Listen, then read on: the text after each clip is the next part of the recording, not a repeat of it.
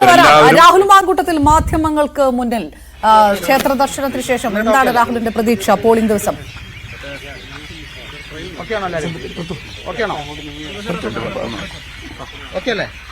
ക്ഷേത്ര ദർശനത്തോടെ ആരംഭിക്കുകയാണല്ലേ ഒരു കരിയറിലെ തന്നെ ഏറ്റവും പ്രധാനപ്പെട്ട ദിവസം. അതെ അതെ അതെ തീർച്ചയായിട്ടും ഒരു പൊതുജീവിതത്തിലായാലും വ്യക്തി ജീവിതത്തിലായാലും വളരെ പ്രധാനപ്പെട്ട ഒരു ദിവസമാണ്. ആ ദിവസം രാവിലെ ആരാധനാലയത്തിൽ പോയി പ്രാർത്ഥിച്ച് തുടങ്ങാമെന്ന് വിചാരിച്ചു. അപ്പോൾ അങ്ങനെ വന്നു, പ്രാർത്ഥിച്ചു. ഇവിടെ ഉണ്ടായിരുന്ന കുറേ ആളുകളെ കണ്ടു. അപ്പം അവരുടെ ഒരു സ്നേഹവും അവരുടെ ഒരു പ്രാർത്ഥനയും അവരുടെ ഒരു പിന്തുണയും എല്ലാം അവർ പറഞ്ഞു. വളരെ പോസിറ്റീവായിട്ടുള്ളൊരു ബിഗിനിങ്. തീർച്ചയായിട്ടും അത് വന്നപ്പോൾ തൊട്ട് ശുഭപ്രതീക്ഷ തന്നെയാണല്ലോ. അത് വ്യക്തിപരമായ ശുഭപ്രതീക്ഷയല്ല. ഞാൻ മുമ്പ് പലതവണ പറഞ്ഞതുപോലെ ബീയിങ് സെക്കുലർ അത് പാലക്കാട് ഒരു അഡ്വാൻറ്റേജ് തന്നെയാണ്.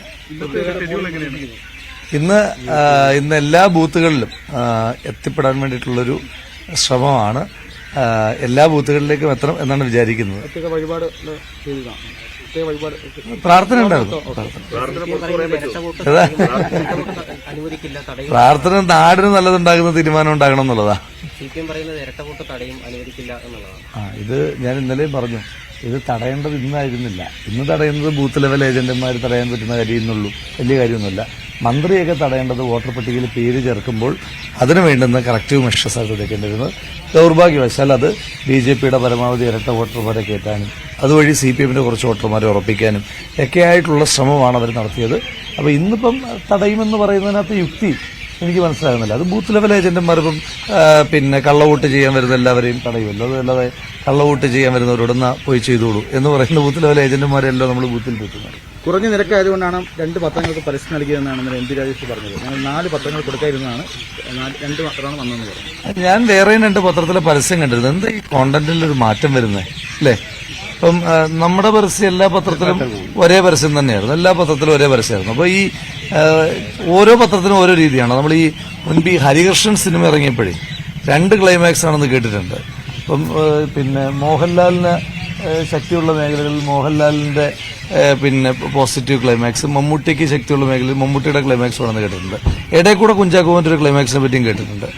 ഇത് അതുപോലൊന്നല്ലല്ലോ. ഇത് ഗൗരവതരമായ ഒരു കാര്യമല്ലേ. അപ്പോൾ ഓരോ പത്രത്തിലും എങ്ങനെ ഓരോ കണ്ടന്റ് വരുന്നത്? ഇത് നമ്മൾ അവരെന്നും പറഞ്ഞോട്ടെ, അതെല്ലാം നമ്മൾ തൊണ്ട തൊടാതെ വിഴുങ്ങണം എന്നൊരു വാശി പിടിക്കരുത്. നമ്മളങ്ങനെ പാർട്ടി മെമ്പർഷിപ്പ് ഉള്ളവരല്ലോ ബാക്കി എല്ലാവരും. ഇരട്ട വോട്ട് ചലഞ്ച് ചെയ്യപ്പെട്ട് അത് ഒരു പാലക്കാടിൽ ഇന്നത്തെ ദിവസം ഒരു സംഘർഷങ്ങളിലേക്ക് പോകുമോ? ഇരട്ട വോട്ട് വ്യാജ വോട്ടായിരുന്നു ചെയ്യാൻ വന്നു കഴിഞ്ഞാൽ ഉറപ്പായിട്ടും അത് ചലഞ്ച് ചെയ്യപ്പെടും. അതിപ്പോ കള്ളവോട്ട് ചെയ്യാൻ വരുമ്പോൾ എല്ലാ തെരഞ്ഞെടുപ്പിലും ചലഞ്ച് ചെയ്യും. ഇതിപ്പോ നിരന്തരമായി ഇങ്ങനെ പറഞ്ഞുകൊണ്ടിരിക്കുന്നത്. ഇപ്പൊ അങ്ങയുടെ ചോദ്യം ഉണ്ടല്ലോ, അതായത് ഇവിടെ എന്തോ ഒരു ഭീകരാന്തരീക്ഷമുണ്ട് എന്നുള്ളൊരു ധ്വനി മന്ത്രി തന്നെ മുന്നിൽ വയ്ക്കുകയാണ്. അത് വോട്ടർമാരെ മാറ്റി നിർത്താൻ വേണ്ടിയിട്ടാണ്. പാലക്കാടുകാർ അങ്ങനെ മിരട്ടിയാൽ മുരളുന്ന ആളുകളല്ലല്ലോ. പ്രത്യേകം വിവാദങ്ങൾ ഉണ്ടാവും തോന്നുന്നുണ്ടോ? കാരണം നിശബ്ദ പ്രചാരണ ദിവസം പോലും പരസ്യമായി ബന്ധപ്പെട്ട വിവാദം ഉണ്ടായി. ഇനിയുള്ള മണിക്കൂറിൽ ഇത്തരത്തിൽ എന്തെങ്കിലും വിവാദം അവരെന്ത് വിവാദം ഉണ്ടാക്കിയാലും അതൊന്നും തെരഞ്ഞെടുപ്പിനെ ബാധിക്കാൻ പോകുന്നില്ല. കാരണം ജനങ്ങൾ ഒരു തീരുമാനം എടുത്തിട്ടുണ്ട്. ആ ജനം തീരുമാനം എടുത്തത് ഇന്നോ ഇന്നലെയോ അല്ലെങ്കിൽ ഇവിടുത്തെ പ്രചരണം കണ്ടിട്ടോ കുട്ടിക്കലാശം കണ്ടിട്ടോ റാലികൾ കണ്ടിട്ടോ അല്ല. പാലക്കാട്ടെ ജനങ്ങൾ അവരുടെ മതേതര നിലപാട് ഏതോ കാലം ആ കാലത്തെടുത്ത നിലപാടാണ്. ആ നിലപാട് അവർ വ്യക്തമാക്കുന്നതിനകത്ത് എന്ത് വിവാദം വന്നാലും പ്രസക്തിയില്ല. ആദ്യമായിട്ട് മത്സരിക്കാം, സ്വന്തം വോട്ട് ചെയ്യാൻ പറ്റാതെ പോകുന്ന വിഷമമുണ്ടോ? അങ്ങനെ വിഷമമുണ്ടോ എന്ന് ചോദിച്ചു കഴിഞ്ഞാൽ സ്വാഭാവികമായിട്ടും നമ്മളൊരു തെരഞ്ഞെടുപ്പിൽ മത്സരിക്കുമ്പോൾ നമുക്കൊരു വോട്ട് ചേർക്കണമെന്നുണ്ടല്ലോ. പക്ഷെ ഞാൻ ഇങ്ങനെ എല്ലായിടത്തും ഇങ്ങനെ വോട്ട് ചേർത്ത് കിടക്കുന്ന ഒരാളല്ലാത്തതുകൊണ്ട് ഞാൻ അങ്ങനെ ചെയ്തില്ല. കഴിഞ്ഞ തവണ 75%-ലധികം പോളിംഗ് ഉണ്ടായിരുന്നു. ഇത്തവണയും അത്തരമൊരു പോളിംഗ് ശതമാനം ഉയരുന്നതന്നെയാണ് പ്രതീക്ഷിക്കുന്നത്. പോളിംഗ് ശതമാനം സ്വാഭാവികമായി ഉയരേണ്ടതാണ്. കാരണം ഇപ്പം മതേതര ബോധ്യമുള്ള മുഴുവൻ മനുഷ്യന്മാരും ഉറപ്പായിട്ടും വന്നു നിന്ന് ഇപ്പം പുറത്തൊക്കെയുള്ള ആളുകൾ തന്നെ ഇപ്പം കഴിഞ്ഞ ദിവസങ്ങൾ ഇന്നലെയൊക്കെ പോകുമ്പം പല ആളുകളും പറയുന്നുണ്ട് അവർ പുറത്ത് വിദേശത്തൊക്കെ ജോലി ചെയ്യുന്നവർ വോട്ട് ചെയ്യാൻ വേണ്ടിയിട്ട് മാത്രമല്ല. കേൾക്കുമ്പോൾ തന്നെ സന്തോഷമാണ്. വോട്ട് ചെയ്യാൻ വേണ്ടിയിട്ട് മാത്രമായി ടിക്കറ്റിന്റെ പണമൊക്കെ മുടക്കി ഇവിടെ എത്തി എന്നൊക്കെ ആളുകൾ പറയുന്നത് കേൾക്കാൻ തന്നെ സന്തോഷമാണ്. അപ്പം നല്ല പോളിംഗ് ഉണ്ടാകേണ്ടതാണ്. പിന്നെ അതിനകത്ത് പോളിംഗിന്റെ ഒരു കാര്യത്തിനകത്ത് ഇപ്പം BJPയുടെ ചില കേന്ദ്രങ്ങളിൽ BJPക്ക് ശക്തിയുള്ള ചില മേഖലകളുണ്ടല്ലോ. ആ മേഖലകളിൽ പ്രചരണത്തിന് വേണ്ടിയിട്ട് പോയ സമയത്ത് അവിടുത്തെ വോട്ടർമാർ പറയുന്നുണ്ടായിരുന്നു, ഞങ്ങൾ ഇത്തവണ വോട്ട് ചെയ്യില്ല, BJPക്ക് വോട്ട് ചെയ്യാൻ കഴിയില്ല, അതുകൊണ്ട് ഞങ്ങൾ വോട്ട് ചെയ്യില്ല എന്നുള്ള തീരുമാനമൊക്കെ ചില ആളുകൾ പറഞ്ഞിരുന്നു. അപ്പം അങ്ങനെ വല്ലതും കുറഞ്ഞാൽ മാത്രം. ഇപ്പൊ എല്ലാ പാർട്ടികളും അവരവരുടെ വോട്ടുകൾ എത്തിക്കണമല്ലോ, അങ്ങനെ കുറഞ്ഞാലേ ഉള്ളൂ. അല്ലെങ്കിൽ സ്വാഭാവികതയിൽ ഉയർന്ന പോളിംഗ് ഉണ്ടാകേണ്ടതാണ്. ഭൂരിപക്ഷത്തെക്കുറിച്ച് ആദ്യം തുടങ്ങുന്ന മുന്നേ ഉള്ളൊരു കണക്കെന്താ?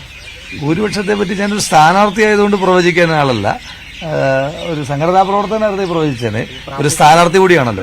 അപ്പൊ എന്തായാലും ഒരു മികച്ച ഭൂരിപക്ഷം ഉണ്ടാകും. അത്